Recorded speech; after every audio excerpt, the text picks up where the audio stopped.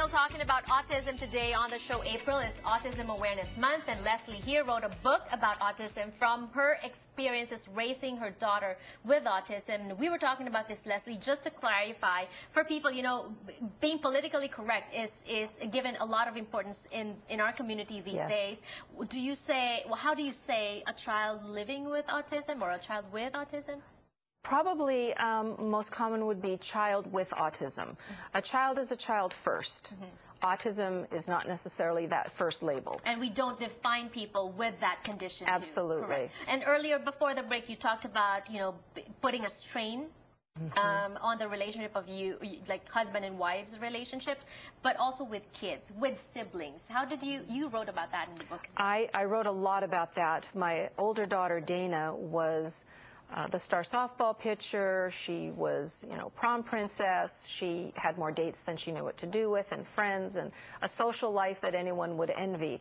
And it was very difficult because then I have two children at opposite ends of the social spectrum. They're both girls. And they're both girls. And so I have Sammy comparing herself to Dana and saying, well, gosh, I wish I could go to the dance. And it was heartbreaking in so many instances to have this unreal comparison. Do they even articulate their feelings?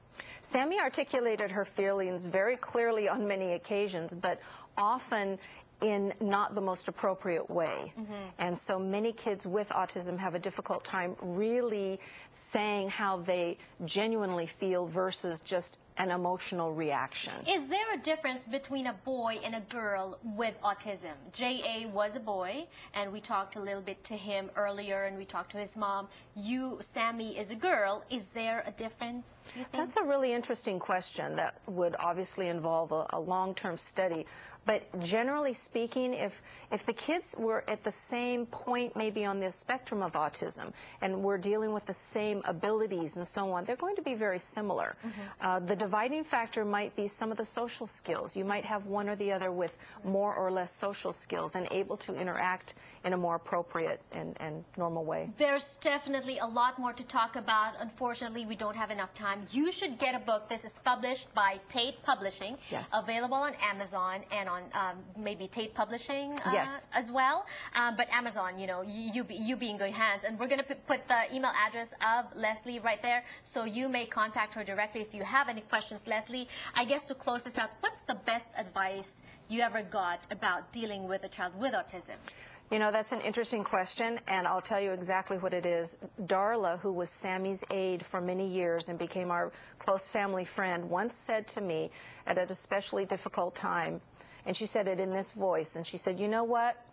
You just need to lighten up a little bit. And she really made me understand that I had to step back a little bit and not look at every day and every hour of every day as a teaching moment and just enjoy my child, eccentricities and all. And that is quite related to what Belly said too about how not to expect anything but the best from your child, right?